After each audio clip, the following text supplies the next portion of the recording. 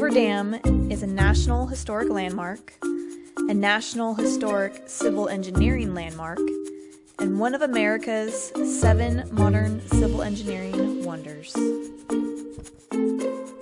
Take the elevator to reach the Visitor Center to start the Power Plant Tour, the only wheelchair-friendly tour available. The tour takes visitors underground to a room filled with generators, adding to the 4 billion kilowatts of energy produced every year.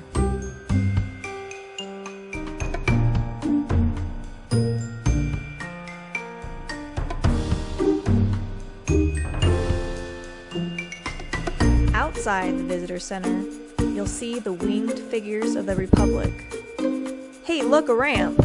The old exhibit building is also on the same side, where you can get a great view of Lake Mead. But after that, the sidewalk is not accessible.